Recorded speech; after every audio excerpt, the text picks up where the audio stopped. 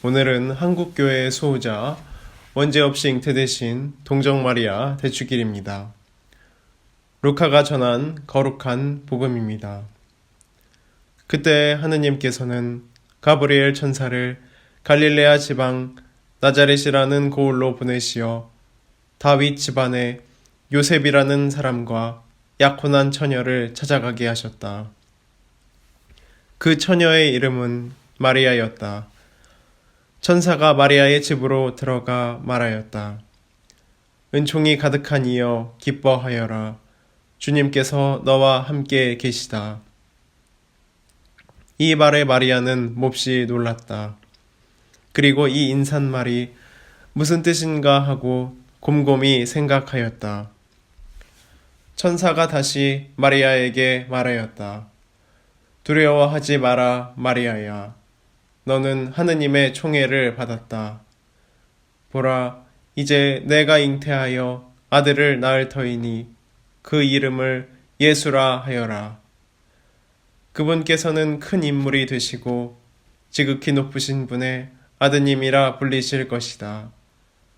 주 하느님께서 그분 조상 다윗의 왕자를 그분께 주시어 그분께서 야곱 집안을 영원히 다스리시니 그분의 나라는 끝이 없을 것이다. 마리아가 천사에게 저는 남자를 알지 못하는데 어떻게 그런 일이 있을 수 있겠습니까? 하고 말하자 천사가 마리아에게 대답하였다. 성령께서 너에게 내려오시고 지극히 높으신 분의 힘이 너를 덮을 것이다. 그러므로 태어날 아기는 거룩하신 분, 하느님의 아드님이라고 불릴 것이다. 내 친척 엘리사벳을 보아라. 그 늙은 나이에도 아들을 잉태하였다. 아이를 못 낳는 여자라고 불리던 그가 임신한 지 6달이 되었다. 하느님께는 불가능한 일이 없다. 마리아가 말하였다. 보십시오. 저는 주님의 종입니다. 말씀하신 대로 저에게 이루어지기를 바랍니다. 그러자 천사는 마리아에게서 떠나갔다. 주님의 말씀입니다. 그리스도님 찬미합니다. 찬미 예수님, 옛말에 양금 택목이라는 말이 있습니다. 새가 둥지를 틀 때 아무 나무에 둥지를 트는 것이 아니라 나무를 가려서 둥지를 튼다는 말입니다. 그 말이 오늘 주님께서 왜 성모 마리아를 자기 둥지 트는 나무로 만들었는지 우리를 이해하게끔 해줍니다.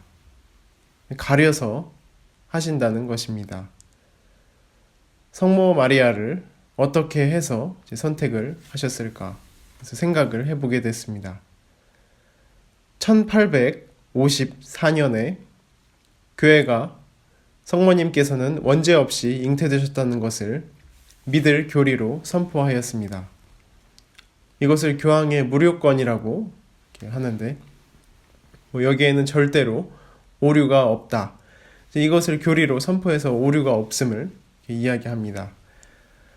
근데 그로부터 4년 후 1858년 루르드에서 처녀 벨라데따에게 성모님께서 나타나십니다. 근데 그때는 벨라데따가 10살 가량 되었을 때입니다. 아주 조그마했습니다. 그리고 머리도 그다지 좋지 않았습니다. 학교도 잘 다니지 못한 그런 어린아이였습니다. 근데 이 소녀에게 나타나서 스스로 자기가 무염 시테라는 것을 라틴어로 임마culata 라고 하는데 원죄 없이 잉태된 내가 그 사람이다 라는 것을 밝혔습니다.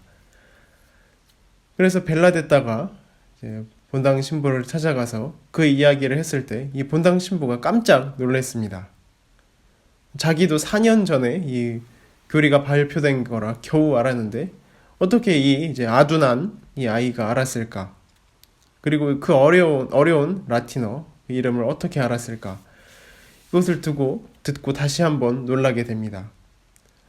그래서 성모님이 나타나신 것을 알고 많은 사람들이 모였습니다. 1858년이니까 그렇게 역사가 없는 시대는 아니고 신문도 있고 그런 시대입니다. 그래서 당시의 사건들이 기록이 잘 돼 있습니다. 루르드 골짜기에서 많은 사람들이 모여서 성모님을 체험하고 거기에서 또 우물을 파고 거기서 물이 나와 기적적으로 많은 사람들이 물을 먹고 병이 낫게 됩니다.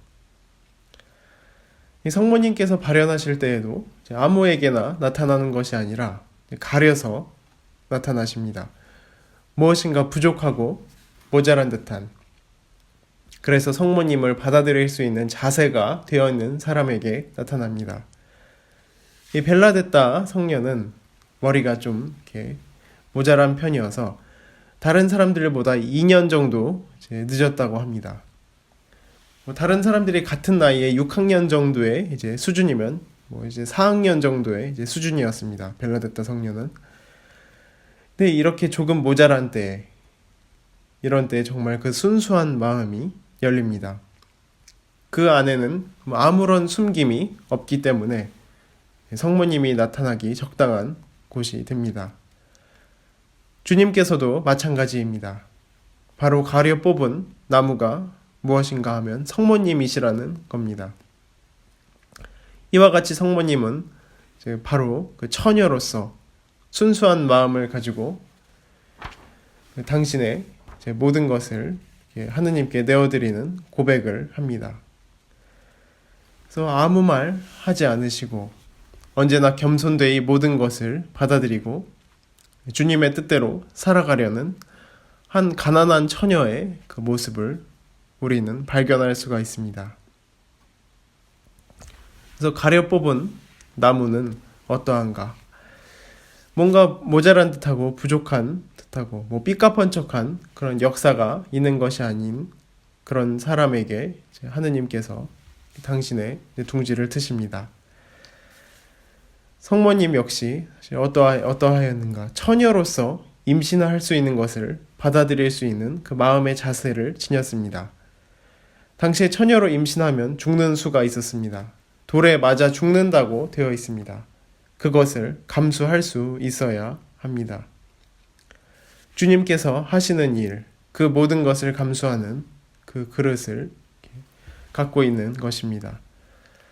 사실 우리들 또한 하느님을 받아들이는 모습도 그와 비슷하다고 할 수가 있습니다. 우리가 예수님을 받아들인다는 것, 하느님을 받아들인다는 것은 뭔가 이제 세상적으로 이렇게 삐까뻔쩍하고 반짝이는 그런 일은 아닙니다. 사실 예수님께서, 하느님께서 우리에게 하는 일을 감내할 수 있는 그런 우리가 사람이 되는 것입니다. 근데 이러한 자격을 가진 나무에 주님께서 등지를 트십니다. 우리는 살아오면서 성모님이 오늘 말씀하시는 당신 뜻대로 이루어지소서라는 그 말이 우리에게 굉장히 중요한 것입니다. 사실 주님께서 가려 뽑아서 그 자리에 둥지를 트시기에 우리는 걱정할 필요가 없습니다. 우리가 잘생기든 못생기든 그것이 중요한 것이 아니라 그 마음의 자세가, 그 믿음의 자세가 중요한 것입니다. 오늘 이 성모님의 이 원죄없이 잉태되신 축일은 성모님의 자세를 우리가 바라보고 묵상할 수 있는 아주 좋은 날입니다.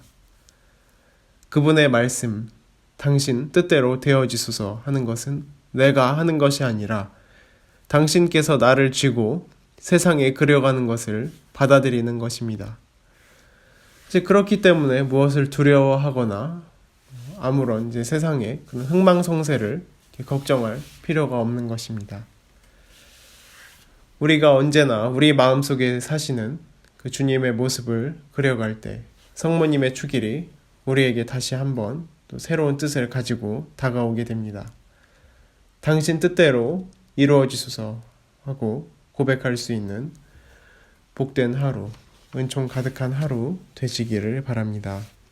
아멘.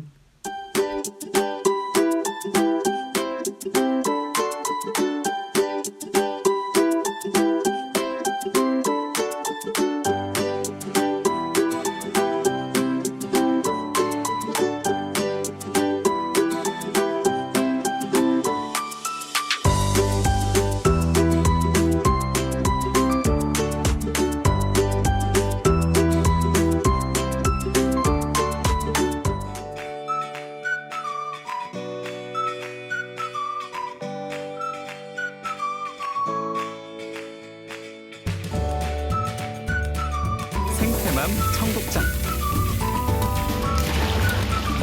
국산 콩은 한 가마에 요즘 45만 원 정도 합니다.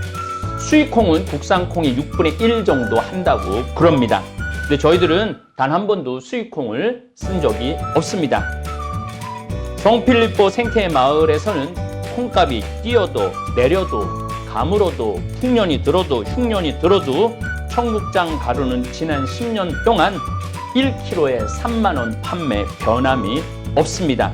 우리 생태맘, 우리 청국장 가루 이름이 생태맘입니다. 생태마음, 엄마의 마음, 이런 것을 합쳐서 생태맘 청국장 가루입니다.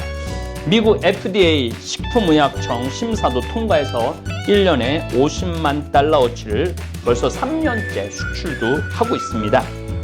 어쨌든 여러분들 청국장 가루 많이 구매하셔서 맛있게 많이 드시기 바랍니다. 저는 아침에 밥숟갈로 2숟갈 물에 타서 마십니다.